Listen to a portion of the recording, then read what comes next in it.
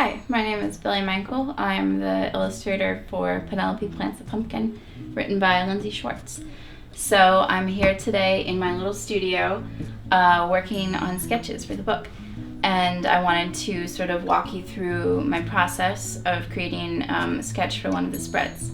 So I'm working on my iPad. I have everything here in my iPad in the program Procreate. I love working traditionally. I have all of my watercolors and gouache and stuff.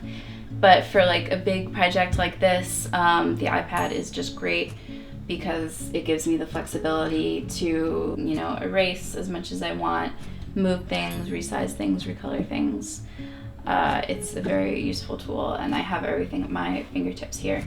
I'm working on around page 23 right now, which is a really fun spread where Penelope is splashing around in her kiddie pool to water her garden. I have my computer, which I just kind of use to reference things as I go. I have my character sketches of Penelope and this sort of storyboard mock-up that Lindsay made for me, which just kind of lets me know what's happening on each spread, and it's a good jumping off point for me. And then I can kind of pull up reference images on Google too. So I have all of my sketches here in a folder in Procreate. I have page 23 here. It's all set up with the dimensions and bleed that I need. I have the text laid out there so I can keep in mind where that will be, and I have this line so I know where the gutter is. So, I'll just kind of start with the kiddie pool. So the composition for this spread came to me pretty naturally. I knew right off the bat the focal point is going to be Penelope jumping in her pool, so that's the first thing I started drawing. I just do things really roughly initially with getting the shape down of the kiddie pool, and then Penelope at this point, I've been drawing her lots throughout the sketching process, so I feel like her pose came to me pretty naturally here. I'm adding lots of splash marks. I want this to be like a fun kind of spontaneous feeling page. And, I thought that rather than Penelope being by herself, I had the idea of making it almost like a pool party with, all of her piggy friends and other friends helping her to make a big splash and water the gardens. This guy, I wanted to look like he was sort of doing a swan dive into the pool, which took me a few tries. But so as you can see, I'm like always drawing and redrawing, erasing things, moving things around.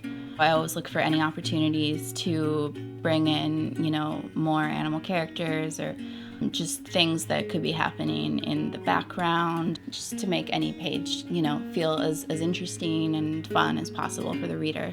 I feel like that's an important part of being a children's book illustrator to me, just going beyond the text as much as possible to make every page feel just full of life and story, like finding the story that is beyond even the text on the page.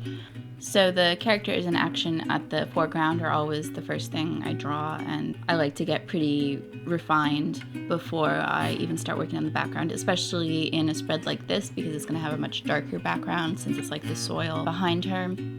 So I kind of will draw in the dark background and then erase the whites from the characters, so the line work has to be like pretty clean. So, at this point I start adding a few details. It's kind of the different values in the characters, the darks of their ears and snouts and everything, and cleaning up some of the line work, adding more splashes. So now I'm adding more details to the background. Penelope's seeds and fertilizer with lots of texture over it. I kind of wanted everything to blend together in the soil here. So I'm using lots of hatch marks and different textures. So now I'm adding more little details. That'll be fun to have a little rubber ducky flying through the air. Some bushes. Kind of wanted to give a little separation from the crops to where the animals are playing. The rake that we saw Penelope using in a previous spread. With this book, I really want everything to look just very, very lush and, full of life. So I'm always adding more flowers and bushes and foliage and, grass and just stuff like that. All of those details, I think, really help to make you, feel more immersed in this world. All right, so now I've got my completed sketch. We can zoom in. Everything's looking pretty clean and good. So I have all of my layers here. And once I'm done with the sketch, I merge all of those layers together, and then I can turn the opacity down and then create a new layer and start painting over it. This sketch isn't quite ready to be painted over yet and turned into its final illustration, since I like to have all of the spreads, done, and then I would go back to the first one and start painting that.